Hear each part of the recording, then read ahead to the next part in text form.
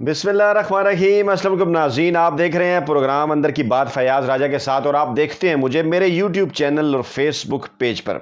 दोस्तों, पाकिस्तान की आला अदलिया के अंदर जजेस की तैनाती के मामले पर हमेशा से सवालात उठते रहे हैं और इस मामले के ऊपर लोग एतराज़ात भी उठाते रहे हैं। और अगर माजी के अंदर इसकी बात की जाए तो जुल्फ़िकार अली भुट्टो और नवाज शरीफ के दौर में इस हवाले से काफ़ी चीज़ों के ऊपर लोगों के एतराज़ात भी सामने आए। सदर के ओहदे, वज़ीर आज़म के ओहदे, चीफ जस्टिस के ओहदे और पार्लियामेंट के दरमियान इन सारे मामलात के ऊपर इख्तियारात की जंग भी चलती रही। और इसी दौरान जो है वो इसी सिलसिले में माजी के अंदर न सिर्फ सुप्रीम कोर्ट से उसके इख्तियारात भी सलब किए गए बल्कि सुप्रीम कोर्ट के ऊपर हमले भी किए गए। मौजूदा तनाज़ुर में ये मामला एक मरतबा फिर जो है वो ऊद कर सामने आया है, ख़ास तौर पर सुप्रीम जुडिशल कौंसिल के अंदर जब नए जजेस की तैनाती का मामला था। नए जजेस तैनात होने थे क्योंकि गुज़श्ता तकरीबन जो है वो 6 से 8 माह के दौरान, तकरीबन 1 साल के दौरान जो है वो पाकिस्तानी सुप्रीम कोर्ट से 3 जो जज हैं वो रिटायर हुए, उनकी जगह तैनातियाँ होनी थी। और इन तैनातियों के दौरान आपने देखा कि Pakistan bar council, supreme court bar association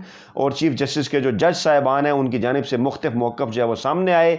और उसे ये कहना चाहिए आम फहम अल्फाज में कि फड्डा भी हुआ बाज़ जजेस की तैनाती के हवाले से। सीनियरिटी का मामले के ऊपर भी बात हुई कि क्या इसमें सीनियरिटी के मामले को देखा जाना चाहिए या मेरिट को देखा जाना चाहिए। इस वीडियो में हम आपको कुछ खबर भी देंगे, अपना तज्जिया देंगे, इन डेप्थ आपको ये बताएंगे कि ये बात किसने कही थी कि बाज़ जजेस को, सीनियर जजेस को अपना फैसला भी नहीं लिखना आता। और एक ख़त क्या है आजकल इस्लामाबाद के अंदर गर्दिश में, उस ख़त का क्या मामला है और फिर पार्लियामेंट के अंदर जो है वो इस मामले पर क्या चल रहा है। पहले कुछ खबरें आपके सामने रखते हैं, फिर अपना एनालिसिस भी आपको देते हैं। तो जनाब, मामला कुछ यूँ है कि सुप्रीम कोर्ट में जजेस की तैनाती सीनियरिटी पर होगी, पार्लियामानी कमेटी में आईनी तरमीम मंजूर। और ये मामला एक अहम तरीन, ये जो खबर है अहम तरीन जो है वो वक्त के ऊपर सामने आई है क्योंकि इसी दौरान कुछ डेवलपमेंट भी चल रही है। अटार्नी जनरल ने एक ख़त लिखा है, उसकी तफसीलात आपको बताते हैं। लेकिन पहले आप ये जान लें कि पार्लियामानी कमेटी में ये जो आईनी तरमीम मंजूर हुई ये क्या है।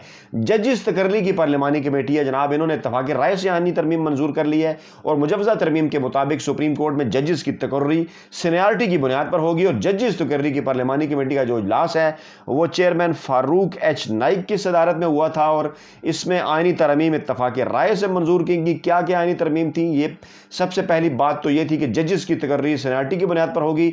फिर सीनियरिटी का जो तयन है उनकी हाई कोर्ट में बतौर जज तकर्री की तारीख से होगा कि कब वो हाई कोर्ट में किस तारीख को वो तैनात हुए, और फिर उसके बाद उन्हें सुप्रीम कोर्ट लाया जाएगा। और अगर जजेस का एक ही दिन तकर्र हुआ तो फैसला उम्र की बुनियाद पर होगा।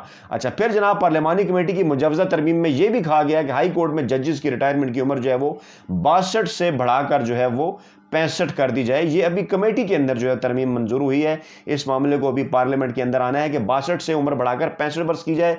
और सुप्रीम कोर्ट में एडहॉक या कायम मकाम जो जजेस हैं, जो कि अभी भी मामला आया था, सुप्रीम कोर्ट जो है वो सिंध हाई कोर्ट के चीफ जस्टिस को हाई कोर्ट जो है एडहॉक के तौर पर लाना चाहती थी, लेकिन वो नहीं माने थे। बार ने भी इसके ऊपर एतराज़ किया था। तो अब ये कह रहे हैं कि तमाम जजेस का जो तकर्रर है वो पार्लियामानी कमेटी की तस्दीक से होगा, एडहॉक हों या मकाम या जो कायम मकाम जजेस हों। और फिर ये भी कहा जा रहा है कि तरमीम के तहत सुप्रीम कोर्ट के इंसानी हकूक़ के हवाले से अज़-खुद नोटिस मुकदमात की समाअत 3 जजेस करेंगे और हुक्म के खिलाफ अपील 30 दिन के अंदर जो है वो दायर की जाएगी। ये एक नई बात है कि सुप्रीम कोर्ट के इंसानी हकूक़ के हवाले से अज़-खुद नोटिस मुकदमात की समाअत 3 जजेस करेंगे। इसकी तफसीलात भी अभी आनी है कि क्या मामला है ये। और सुप्रीम कोर्ट के 5 जजेस अपील का फैसला 60 दिन के अंदर करेंगे। अपील का फैसला आने तक फैसले पर अमल दरामद नहीं होगा। और इसके अलावा जजेस के रवैये के खिलाफ रेफरेंस पर सुप्रीम जुडिशल कौंसिल 90 दिनों के अंदर फैसला करेगी। यानी सुप्रीम जुडिशल कौंसिल में अगर कुछ जाता है किसी भी जज के खिलाफ तो सुप्रीम जुडिशल कौंसिल 90 रोज़ में फैसला करेगी। और फिर जनाब सुप्रीम कोर्ट के जजेस की तकर्री और सुप्रीम जुडिशल कौंसिल की तश्कील के मामले पर भी तबादला ख्याल हुआ कमेटी में, क्योंकि इस वक्त जो तश्कील है गुज़श्ता वीडियो में हम आपके सामने रख चुके हैं कि चीफ जस्टिस इसको चेयर करते हैं। फिर इसके अंदर जनाब 2 सीनियर तरीन जजेस जो हैं वो शामिल होते हैं, फिर बार के नुमाइंदे होते हैं, अटार्नी जनरल होते हैं, वफाकी वज़ीर कानून होते हैं। इस तरह से इसकी तश्कील होती है। इसके ऊपर भी गौर कर रहे हैं कि तश्कील को मज़ीद जो है वो कैसे बेहतर बनाया जा सकता है। और ये आपको बता दूं जनाब कि कमेटी ये चाह रही है कि आइंदा इजलास के अंदर वफाकी वज़ीर कानून भी आए, फ़रोग़ नसीम, उनको भी बुलाया जा रहा है। और इजलास में जो है वो नवाज़ लीग के आज़म नज़ीर तारड़, सरफराज बुगटी, अली मोहम्मद ख़ान, राजा परवेज़ अशरफ और राना सनाउल्लाह ने शिरकत की। और फिर जनाब आप आज़म नज़ीर तारड़ के मुतल्लिक जानते हैं कि शरीफ फैमिली के ये वकील भी हैं, मुख्तलिफ़ केसेस में जजेस से मिलते भी रहते हैं। बाज़ लोग इस हवाले से भी एतराज़ करते हैं कि ये कन्फ्लिक्ट ऑफ इंटरेस्ट भी है कि जब جو وکلا ہوتے ہیں اور اس کے بعد پھر وہ سینیٹر بنتے ہیں اور اس کے بعد پارلیمانی کمیٹی کے اندر وہ ججز کے حوالے سے فیصلے کرتے ہیں اور ساتھ انہی ججز سے وہ فیصلے بھی لیتے ہیں. تو یہ بہرحال ایک ڈیبیٹ ہے اور اس کے اوپر بات ہوتی رہنی چاہیے. آپ کا بھی اس کے اوپر فیڈ بیک چاہیے. ججز کی تعیناتی کے حوالے سے آپ کی کیا رائے ہے ضرور بتائیے تاکہ متعلقہ حکام تک بھی یہ چیزیں جو ہیں وہ پہنچائی جا سکیں, ہم اپنے فیڈ بیک میں اس کا ذکر کر سکیں, جو آپ کا فیڈ بیک ہے اس کا اپنے ویلاگ میں ہم ذکر کر سکیں. دوسرا جناب معاملہ یہ ہے کہ اٹارنی جنرل آف پاکستان خالد جاوید خان نے بار کونسلز کو خط لکھ کر ججز کی تعیناتی کے معاملے پر سفارشات دینے کی دعوت دی ہے. یہ بڑی خبر ہے. اٹارنی جنرل خالد جاوید خان نے خط لکھے ہیں اور کہا ہے جناب بار کونسلز کو کہ آپ اس کی تعیناتی کے اوپر ہمیں مشورہ دیں, کیونکہ ان کا یہ موقف ہے کہ سینیٹری کا جو اصول ہے وہ لازم نہیں ہے اور آئین اور قانون میں یہ نہیں ملتا جو بات پارلیمانی کمیٹی نے کی ہے سینیٹری کے حوالے سے. اٹارنی جنرل کا موقف یہ ہے کہ یہ سفارشات جو آئیں گی یہ 9 ستمبر کے جوڈیشل کمیشن اجلاس میں رکھی جائیں گی. ستمبر کا آغاز ہو گیا ہے, 9 ستمبر کو سپریم جوڈیشل کونسل کا اجلاس ہوگا. چیف جسٹس جو ہے وہ واپس آئیں گے بیرون ملک سے, وہ صدارت کریں گے اور اس اہم ترین اجلاس کے اندر مستقبل کے حوالے سے یہ اہم ترین فیصلے ہوں گے.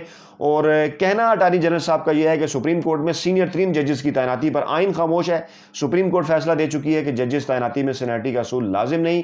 اپنے خط میں انہوں نے یہ بھی کہا ہے کہ ججز کی تعیناتی پر بینچ اور بار کے درمیان اختلافات نہیں ہونی چاہیے, یعنی سپریم کورٹ کے جو ججز ہیں ان کے درمیان اور جو سپریم کورٹ کی بار ہے جو وکلا حضرات ہیں ان کے درمیان اختلافات نہیں ہونے چاہیے, ایسا کہنا ہے. اور پھر یہ بھی کہا جناب کہ بار کونسل سپریم کورٹ میں خاتون جج کی مستقل سیٹ پر بھی سفارشات دیں.